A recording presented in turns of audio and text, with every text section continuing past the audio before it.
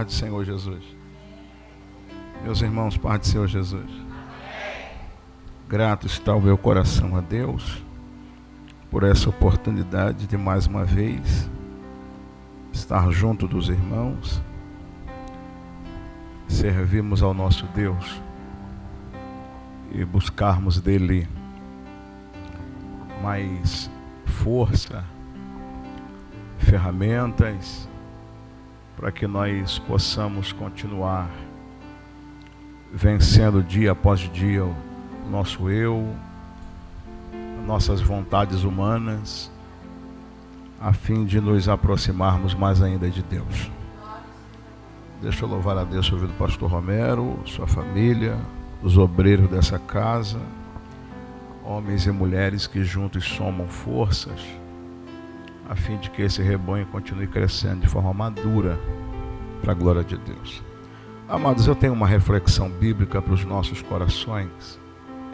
Os que desejam ouvir, levante a mão ao céu, diga glória a Deus. Se você puder estar de pé comigo, por favor, esteja. Abra comigo, por bondade, a carta aos Hebreus, capítulo 12. Carta aos Hebreus, capítulo 12.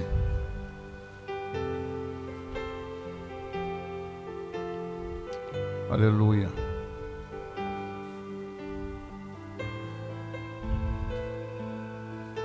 Capítulo 12, versículo 14 e 15.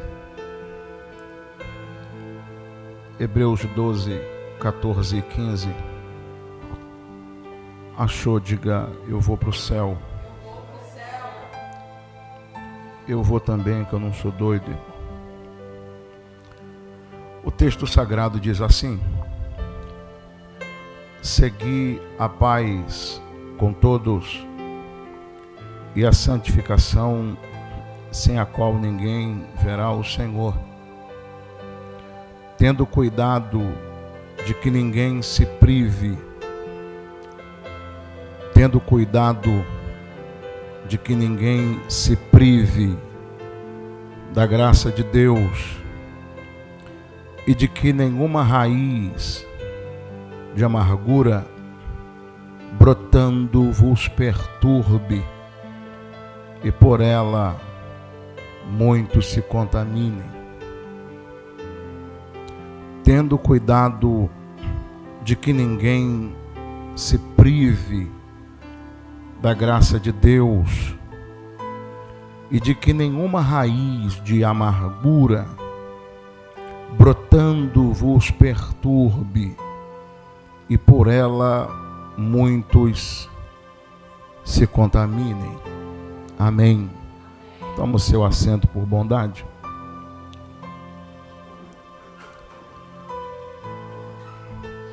Há quem diga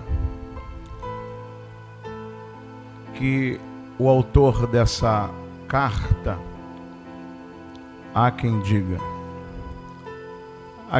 que o autor dessa carta é Paulo,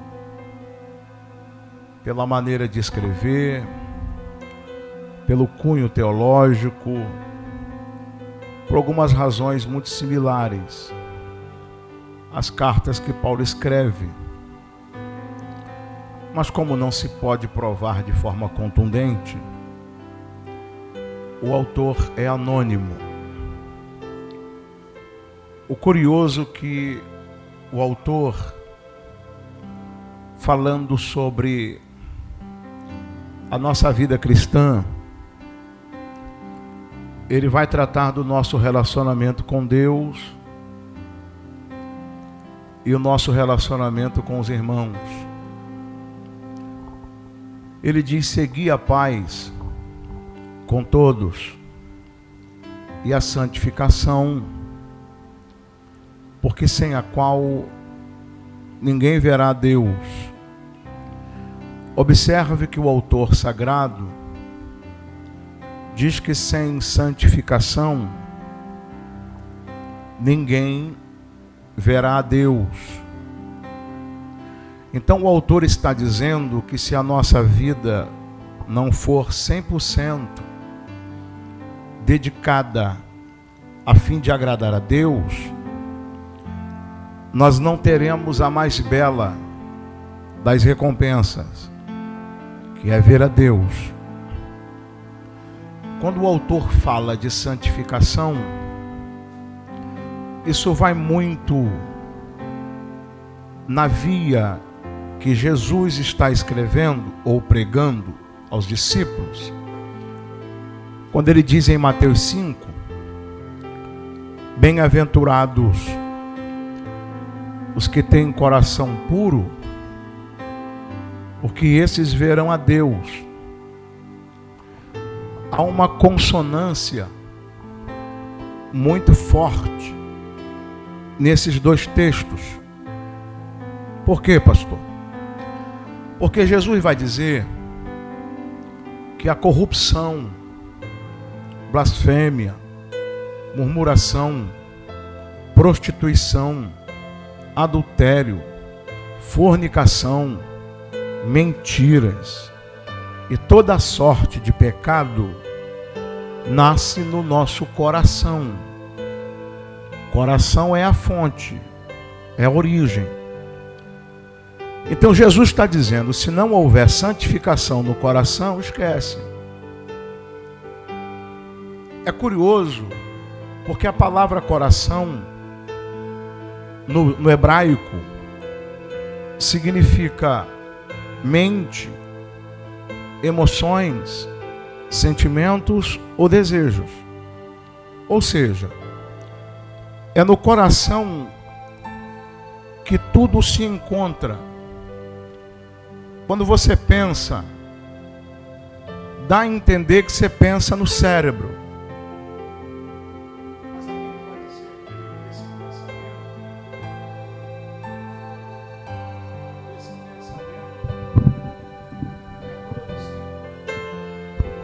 Isso.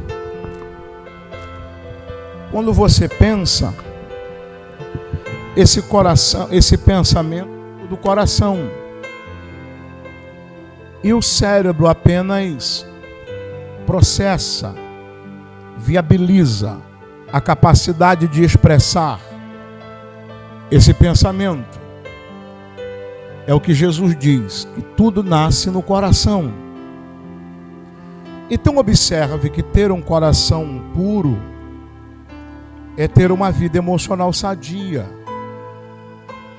Ter um coração puro é ter uma vida espiritual sadia. Então, voltando para o texto de Hebreus, o autor sagrado está sendo muito preciso. Sem a santificação, esquece. Não existe salvação. No versículo 15, o autor diz que nós precisamos vigiar uns aos outros para que ninguém se prive da graça de Deus, permitindo que nasça entre nós uma raiz de amargura que vai crescer e vai contaminar a muitos. Aqui está uma curiosidade. Raiz de amargura aqui tem pelo menos um significado que se enviesa, dá margem para muita coisa. Raiz de amargura aqui, o autor sagrado tem a ideia de reportar o que está escrito em Deuteronômio 29, falando da raiz de amargura. Então o que é raiz de amargura, pastor? É alguém que deliberadamente decide ter uma vida errada, fora dos princípios de Deus, mas ele acredita que vai dar certo. Ele acredita que está certo. Aí você diz, pastor, mas por que esse camarada que está totalmente fora dos princípios, por que esse cara então não sai da igreja? Ao invés dele ficar arrebentando com os princípios, é porque ele acredita que está certo. E acredita que vai dar certo. E o autor sagrado diz que essa pessoa, com o seu comportamento, vai contaminar os outros. Vai desviar os outros. Por isso o autor diz, cuidado. Tenha cuidado para que nenhuma raiz de amargura brote entre vocês. Contamine os outros e faça mal a muitos. Tenha cuidado disso. Uma outra característica que o autor dá é que essa pessoa se priva da graça. Deliberadamente ela se priva da graça. Por quê, pastor? Porque ela sabe que está fazendo o errado. Mas ela não tem planos de abandonar o errado. Então ela não vive a graça. Ela não toma posse dos benefícios da graça. Ela se priva. Ela abre mão. E por que abre mão? Porque está fazendo tudo errado. Está vivendo fora desses princípios. Deixa eu te dar um exemplo disso aqui. Lembra do filho pródigo? Lembra do filho pródigo? Eu lembro. Quando ele volta para casa, quebrantado, machucado, surrado, ele volta pequeno, humilhado, humilde, pedindo perdão. O filho mais velho, quando volta do campo, está acontecendo uma festa. E aí você pode dar o apelido que você achar mais conveniente para essa festa. Festa da reconciliação, banquete da graça, é cabível. Está acontecendo a festa da graça, o banquete da graça. Ele chega na porta, vê a festa, todo mundo se alegrando. Imagino até que pela janela, talvez, ele enxergue o pai feliz, dançando. Ele diz, que festa é essa? Chama um funcionário. O que está acontecendo? Seu irmão voltou pequeno, pedindo perdão. Seu pai está dando uma festa. Seu pai está feliz. Olha o que ele vai fazer. Ele é da família. Ele não precisa de permissão para entrar na festa.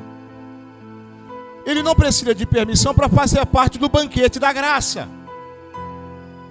Mas por mágoa no coração, ele não entra na festa. Ele se priva do banquete da graça para manter uma amargura dentro de si. O pai vem para fora.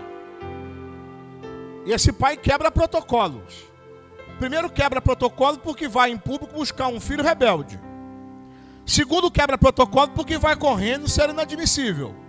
Um ancião com vestes talares correr em público, isso era uma vergonha.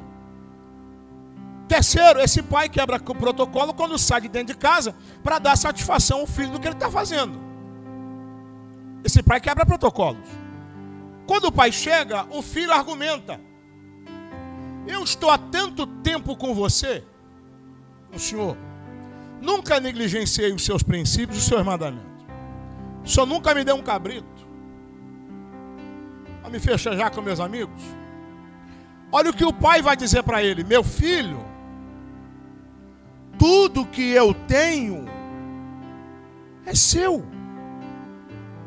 Se você não está usufruindo daquilo que já é seu, é um problema seu.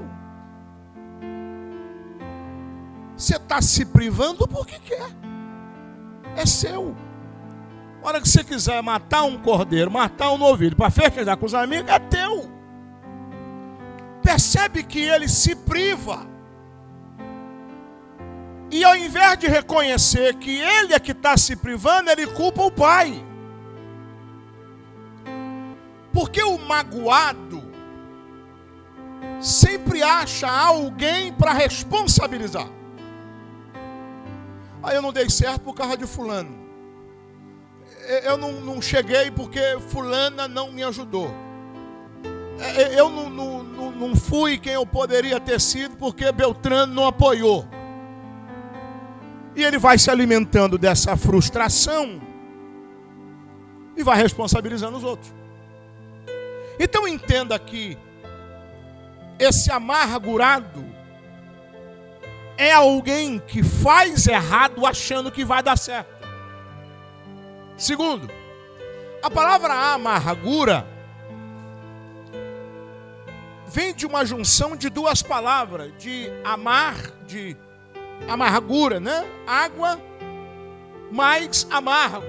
Ou seja, dá a ideia de água podre, água represada, água que não gera vida, água estragada.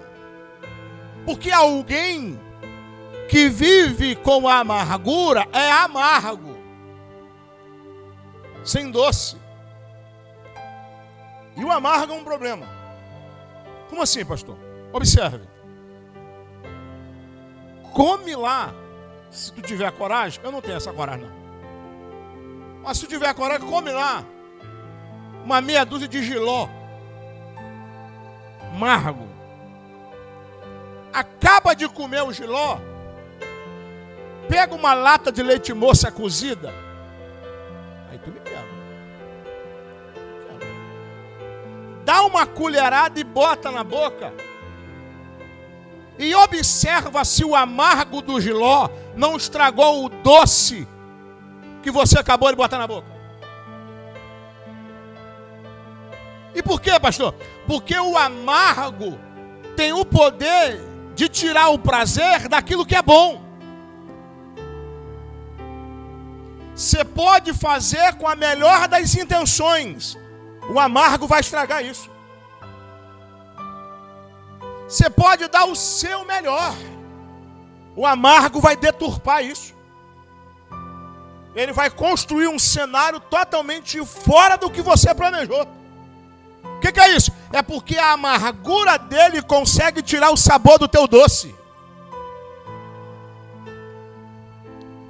Hernandes Dias Lopes diz que o amargo, ou a raiz de amargura, também é aquele que vai inundando o coração da podridão do ressentimento.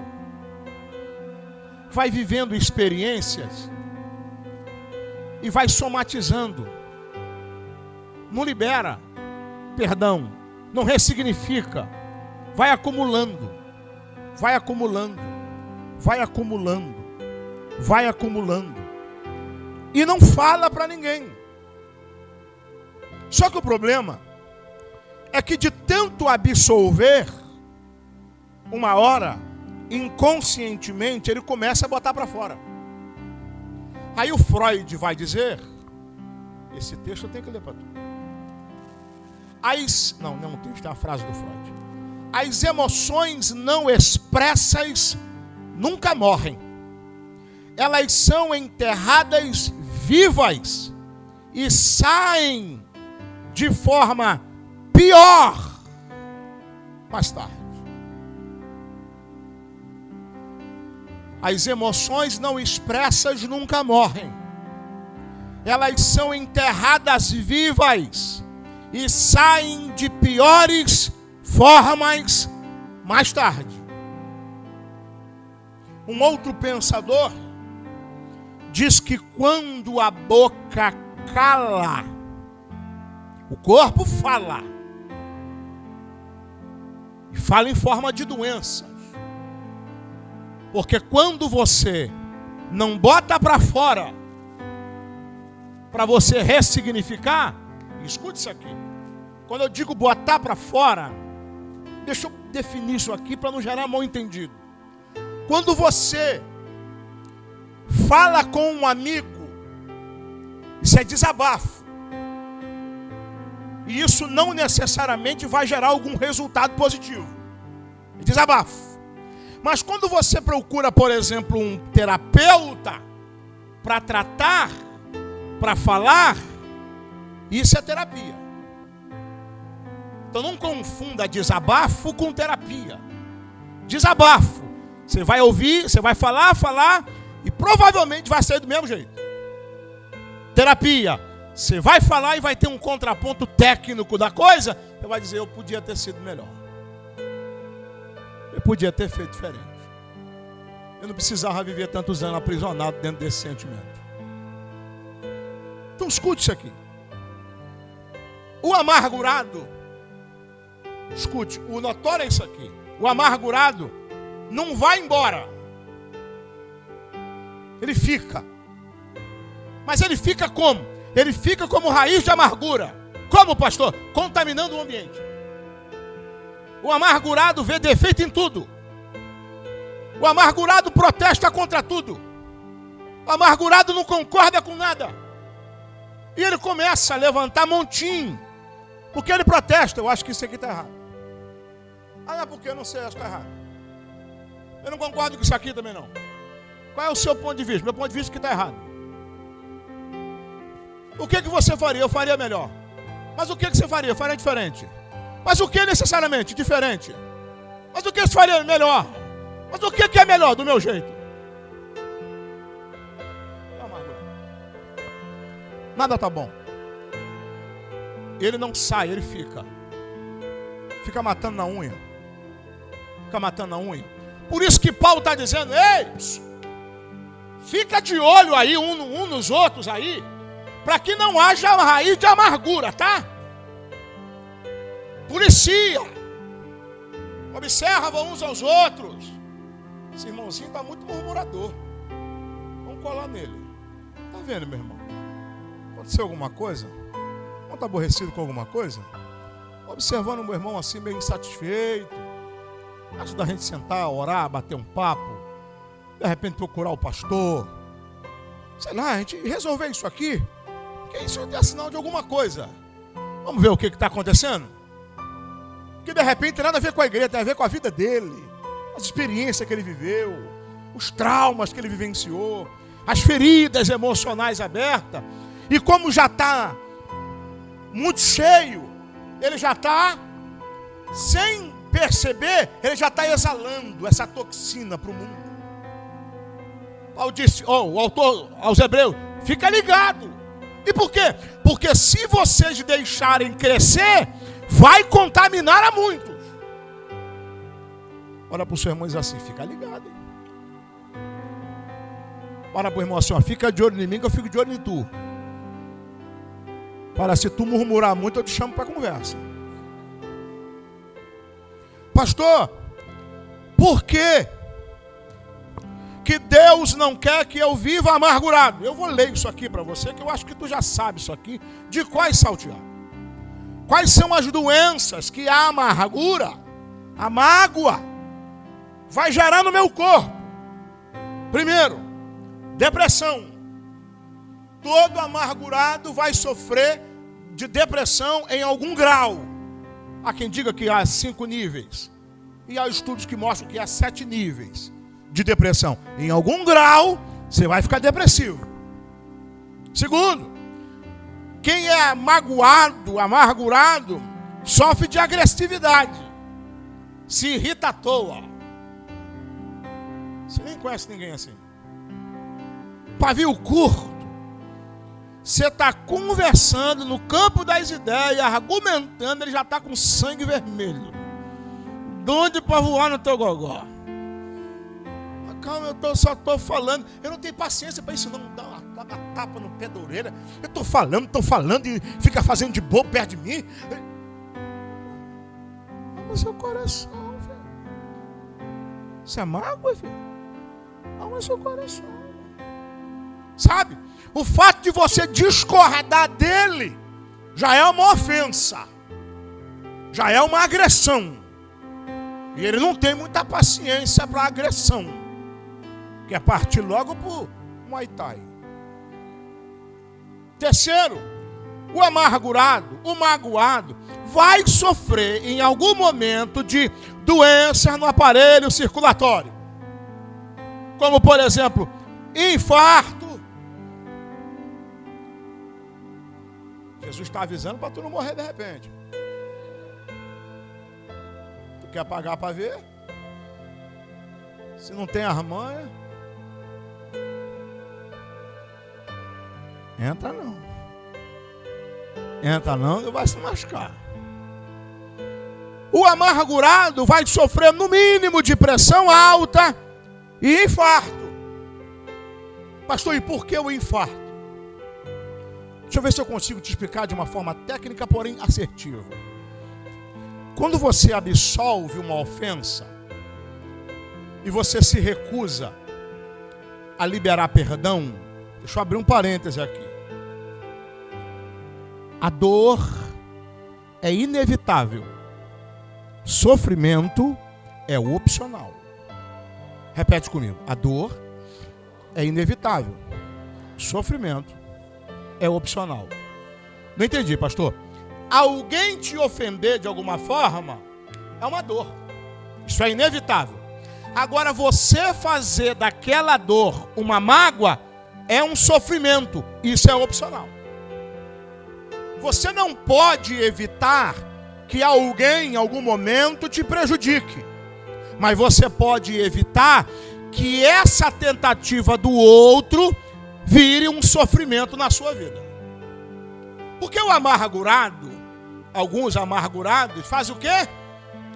Entra no Face de outra pessoa para poder ficar olhando a vida do outro lá. Deixa eu ver se já infartou.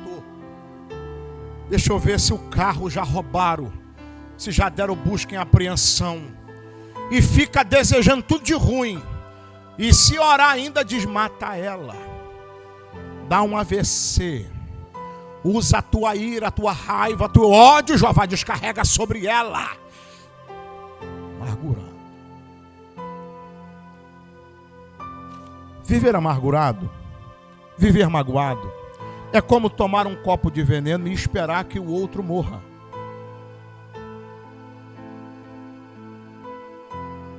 Vou repetir só porque tu falou que é forte.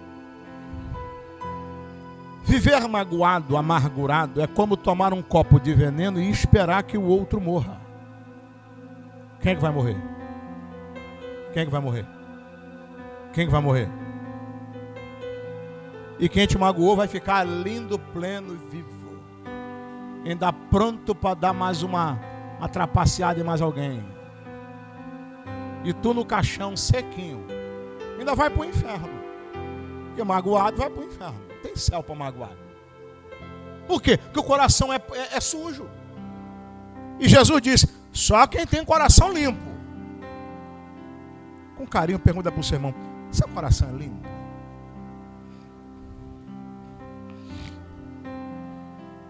Volta para mim. Vamos lá.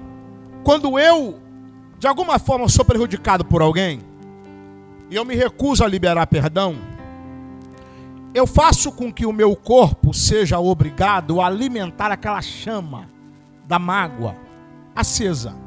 Por quê? Porque tudo que o amargurado quer dentro de si é vingança. Então aquela chama fica ligada, fica acesa 24 horas por dia. E ele quer vingança. E isso faz com que o corpo tenha que produzir grande quantidade dos hormônios do estresse, como cortisol e adrenalina.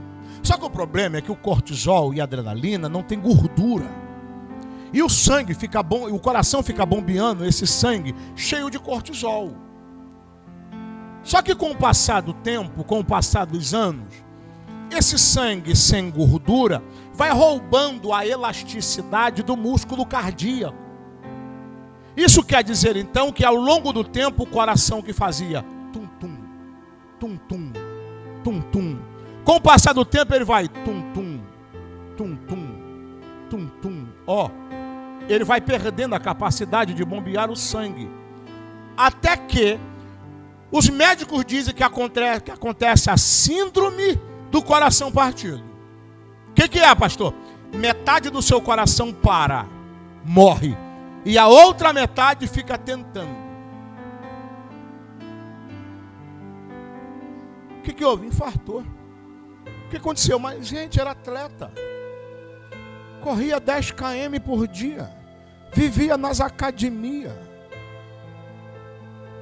Abdômen retinho. Não pode nem dizer que é gordo. Não pode nem dizer que foi a gordura que matou, pastor. Não. Se bem que os hormônios do estresse da barriga. Diz os médicos. Então a amadinha aí que quer ficar com o abdômen tanquinho, retinho, pode parar de se estressar e libera logo esse perdão. Porque senão vai ficar amargurada e barriguda. Se tu quer definir o corpinho, começa pelas emoções. Começa pela mente, conserte isso aí. Ah, pastor, não estou nem preocupado. Ok, mas para quem quer, é bom consertar isso aí. Porque senão não vai ter resultado nenhum. Ainda não vai emagrecer. E eu estou glorificando que eu já perdi 13 quilos. Eu tenho que sair do 13. Esse 13 não é legal. Não é legal.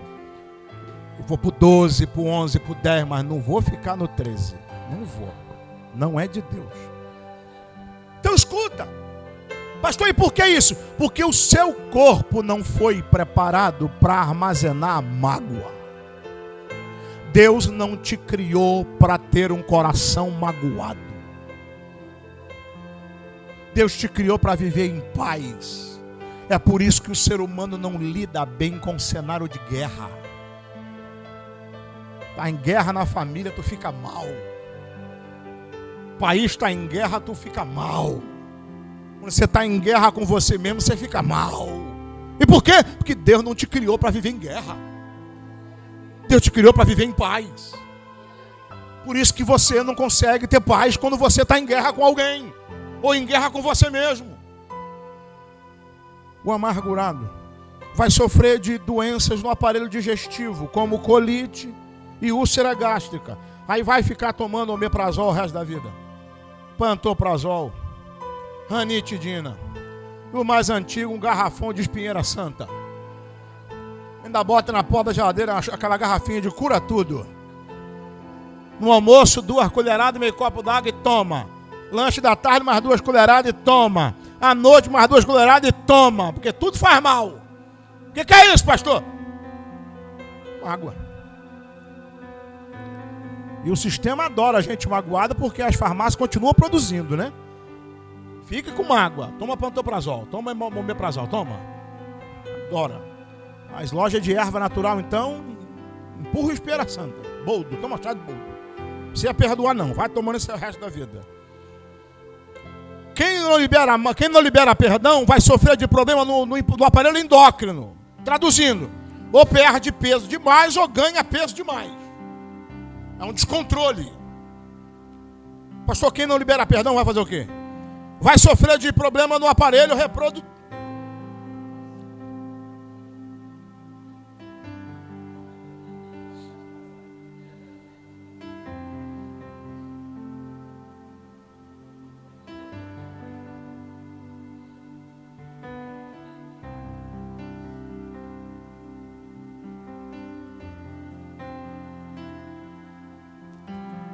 Vai não.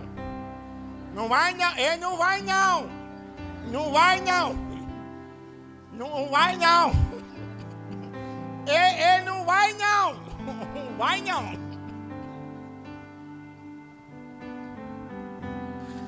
Cuidado, tu pode estar rindo de tu, hein? Quem tem mágoa no coração não vai entortar os olhos. Quem tem mágoa no coração vai sofrer de problema no aparelho locomotor, dores no corpo em geral. Tem gente que já é conhecido como das dores. Das dores. Dói tudo. Até o dente que arrancou ainda dói. Fio de cabelo na cabeça está dolorido. Com dor. Gostei dessa aí. É com dor. não libera perdão vai sofrer, vai desenvolver em algum momento dependência de drogas, cigarros e medicamentos. Você já viu gente que é viciada em medicamento? Olha, eu acho que eu vou ficar com dor de cabeça. Deixa eu tomar logo uma dipirona, porque eu sei que ela está vindo aí. Para garantir, eu vou tomar logo O amargurado, o magoado, sofre de doença autoimune. O que é isso, pastor? É quando as células saudáveis do corpo começam a se atacar entre si.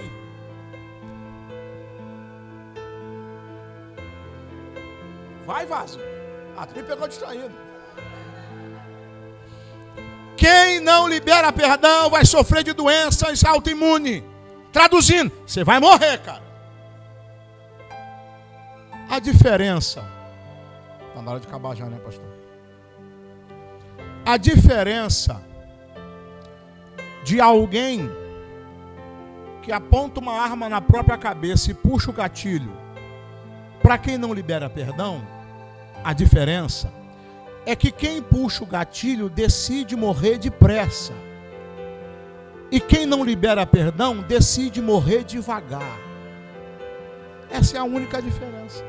E por quê? Porque as duas coisas são um suicídio. Isso quem está dizendo é a ciência, não é Luiz Miranda.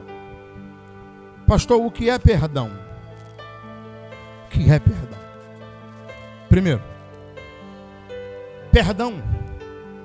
A palavra mais usada para perdão no Novo Testamento é afeses. São 3 palavras: afeses, afieme e charizomai. Afeses significa tirar da prisão, permitir que seja apagado, ou seja, abolir a penalidade. Perdoar é você entender que você tem direito a penalizar a pessoa que te feriu, mas você abre mão de aplicar a pena. Eu sei que eu tenho direito. E por quê? Porque ele me deu direito, mas eu abro mão do direito. Isso é perdão. Deus tinha o direito de nos exterminar. Tinha ou não tinha? Mas ele olhou para nós e disse: eu abro mão de exterminar vocês. Isso é perdão. Afieme, palavra grega usada para perdão, é enviar para outro lugar, mandar ir embora, deixar ir, é liberar o ofensor das suas emoções, é deixar ir embora. Você está livre. Só que nesse processo de deixar ir, quando você perdoa, você libera o prisioneiro, e no final do processo descobre que o verdadeiro prisioneiro era você. Pastor, o que é perdão? A terceira palavra usada para perdão é charizomai, que significa dar graciosamente. Que vem de chariz, que significa graça ou favor imerecido. Logo, perdoar é dar ou fazer pelo outro o que o outro não merece. O que é perdoar, pastor? É dar ou fazer pelo outro o que o outro não merece. Isso é o que, pastor? Isso é perdão. Aí Deus olha para nós, João 3,16, porque Deus amou o mundo de tal, Deus amou o mundo de tal, que deu o seu Filho, para que todo aquele que nele crê não, mas tenha vida. Ei, Deus deu para nós o que nós não merecíamos. O que é isso, pastor? Isso é perdão. Pastor, o que é perdoar? Provérbio 17:9. Perdoar é amar. Provérbios 17:9 diz: quem perdoa uma ofensa mostra que tem amor, mas quem fica lembrando o assunto estraga a amizade. Quem libera perdão mostra que tem amor. Quem libera perdão não fica lembrando o assunto. Quem libera perdão não fica lembrando o assunto.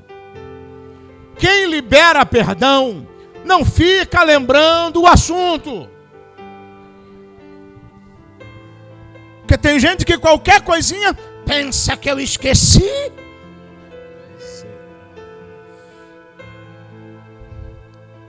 Meu filho, a boca fala. Se você volta e meia toca nesse assunto, é porque o teu coração ainda tem mágoa. E se o teu coração tem mágoa, abre teu olho, porque se tu morrer hoje, tu vai para o inferno. Não é um bom negócio, estou só te avisando. Mas se tu quiser ir, cada um é dono de si. O oposto de amar, o oposto de amor, não é ódio, é indiferença. E por quê, pastor? Porque até no ódio, eu dou valor para você. É um valor negativo, mas eu dou valor para você. Quem não libera perdão, ou desenvolve ódio, ou desenvolve indiferença. Os dois estão fora do princípio. Os dois estão fora da palavra. O que é perdoar, pastor? Perdoar é estar livre para amar de novo. Deixa eu concluir aqui.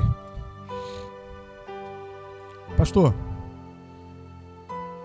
eu preciso que o outro reconheça que me prejudicou para eu liberar perdão? Não. E por que não, pastor? Porque tem gente que é assim. Eu até perdoo. Se ele vir aqui beijar os meus pés, falar que ele fez, continua. Estou só copiando. Aí eu perdoo. Volta comigo. Lembra de Jesus na cruz? Lembra de Jesus na cruz? Lembra dos seus assassinos crucificando e matando ele? Eles reconheceram a besteira que estavam fazendo? Olha para mim. Eles reconheceram a besteira que estavam fazendo? E mesmo ele não reconhecendo a besteira que estavam fazendo, o que Jesus diz? Pai, perdoa eles. Eles não sabem o que estão fazendo. Eu não preciso que o outro reconheça, tenha consciência de que me prejudicou para eu liberar perdão para ele. É eu que preciso ter a consciência de que essa mágoa não pode ficar aqui dentro. Pastor, quantas vezes eu tenho que perdoar? Só 70 vezes 7. Mas escute isso aqui. Tem gente que não libera perdão porque acha, se eu liberar perdão, eu vou ter que conviver com o agressor. Eu vou ter que conviver com quem traiu minha confiança. E aí, pastor, como é que é isso? Olha para mim. Eu estou tentando ser bem objetivo. O ideal, e o ideal nem sempre é o real. O ideal é que todo perdão venha acompanhado de reconciliação. Esse é o ideal. Mas a gente tem que reconhecer que nem sempre é possível a reconciliação. É possível perdoar sempre? É. É possível reconciliar sempre? Não. Nem sempre. É possível reconciliar. Deixa eu dar um exemplo. O camarada deu uma coça na mulher. Botou na posse entre a vida e a morte. Ela se recuperou. Jesus salvou a vida dela. Ela perdoa o marido? Perdoa? Me ajuda. Perdoa ou não perdoa? Perdoa ou não perdoa? Volta a ser mulher dele? Então aconteceu mas não aconteceu a? Jesus me obriga a perdoar sempre, mas não me obriga a me reconciliar sempre. Porque tem gente que é tóxico. Tem gente que faz mal. Tem gente que vai te adoecer. E se você não respeitar a sua estrutura, você vai ficar tão doente quanto ele. Saiba reconhecer os seus limites. E eu não estou falando de coisa simples, não. Eu sei que às vezes tem parente que é tóxico. Tem parente que chega para perto e te deixa mal. Te deixa doente. O que eu tenho que fazer, pastor? Perdoe sempre. Mas nem todo mundo que você perdoar tem que frequentar a tua casa. E por quê? Porque para frequentar a minha casa, tem que provar que merece frequentar a minha casa. Não é assim não, filhão. Se eu achar que fulano mudou de vida, é uma outra pessoa, eu vi nele fruto de arrependimento, é uma outra conversa. Parece um dia desse lá no churrasco, família e tal. Até que me convença de que mudou de vida. Até lá eu estou de butuca. Sou besta não. Vou ficar de olho. Até provar que é uma nova criatura. Ah, neném. Vai sofrer, neném. Vai chorar um cadinho. Vai. E por quê? Porque a Bíblia diz que um coração ferido é mais difícil de se conquistar do que uma cidade forte.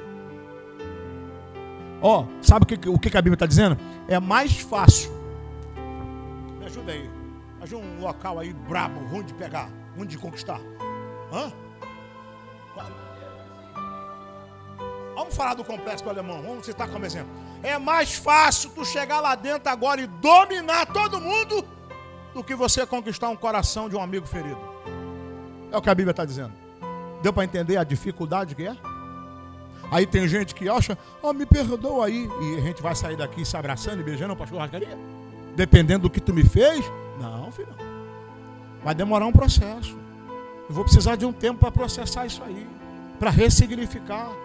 Tem coisa que é besteira. A gente vai embora. Vai lá. Aleluia, glória a Deus. Mas tem coisa que, tem ferimento que é só um arranhãozinho. No outro dia nem lembra mais como é que foi isso. Mas tem ferimento que tu precisa fazer curativo. Já tem outro ferimento que é tão profundo que você tem que ir para o médico para estancar a hemorragia. Tem que tomar injeção na veia. Tem que ficar internado um tempo até você poder ir para casa. Assim é, amado. Pastor, agora a pergunta que não quer calar. Como é que perdoa? Como é que perdoa? Primeiro, entenda que você não tem outra saída. A única saída é perdoar. Primeiro você tem que entender isso. Isso não é uma questão de sentir vontade. É uma questão de saber que tem que fazer. Ponto. Por isso que Jesus diz, perdoai uns aos outros. É imperativo. Você não tem opção. Assim como ele disse, amai vossos inimigos. Ele não deu opção. Isso é uma ordem. Ponto final. Amai vossos inimigos. Perdoai-vos uns aos outros. Assim como eu vos perdoei. Então amar e perdoar não é uma opção. Para um salvo, para um salvo é uma obrigação. Não tem conversa. Pastor, então como é que eu faço? Entenda que perdão nasce na razão e não na emoção. Quer ser liberto da mágoa? Quer ter saúde emocional? Quer ter saúde física? Quer que o teu coração seja a morada do Altíssimo? Quer que Deus habite dentro do teu coração e se sinta à vontade dentro dele? Então você precisa tomar decisão. Qual que é a decisão, pastor? Decisão de liberar perdão. Perdoar é uma decisão. 2. Decida não falar mais do assunto com você mesmo. Decida não falar mais do assunto com você mesmo. Você vai disciplinar a sua mente a não falar mais do que aconteceu. Porque tem gente que fica alimentando aquele sentimento, sabe? Fica alimentando, remoendo aquele pensamento. Como é que fulana pode dizer tal coisa? Eu que tanto ajudei. Eu que botei dentro da minha casa, tratei como uma filha. Parou? Parou. Esses pensamentos não vão prosperar na sua mente. Quando esses pensamentos vierem, você vai dizer imediatamente: essa fatura foi paga. Eu já perdoei. Eu já liberei perdão. Já zerei essa conta. Abri mão do meu direito de punir. Abri mão. Terceiro, decida não falar mais do assunto com quem te ofendeu. A gente não toca mais nesse assunto. Já conversou? Já resolveu? Já zerou a conta? Esquece isso. Essa fatura foi paga. Águas passadas? Não move muito. Esquece isso. 4. Não fale mais do assunto com outras pessoas. Não toque mais nesse assunto com outras pessoas. Você vai se policiar e não vai mais falar desse assunto com mais ninguém. Porque tem gente que diz que perdoou, mas espalha para a igreja toda. Não, eu até perdoei, sabe? Deus é testemunha, Deus conhece meu coração, mas assim, não empresta dinheiro porque não paga. Não paga. Isso não é perdão. Isso é fake news. Isso é fake. 5, não fale mais do assunto com Deus. Já não perdoou? Já não resolveu? Você já não disse para Deus: eu libero perdão para fulana? Então Deus não quer mais ouvir isso. Esse assunto não entra mais em pauta. Esse assunto só está em pauta enquanto você não perdoou. A partir do momento que você disser a Deus: eu decido liberar perdão para fulano de tal. Aí Deus diz: decide. Então acabou, zerou essa conta, esquece isso. Vida que segue. Qual é o próximo assunto, meu filho? Não, Deus, é que semana passada eu falei que eu perdoei, mas na verdade...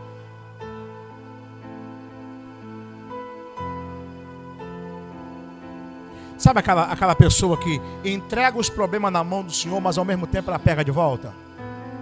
Ah, mas você já não entregou? Ah, entreguei, mas tomei de volta. Pastor, como é que eu faço para perdoar? Decida perdoar. Pastor, o que eu ganho em perdoar?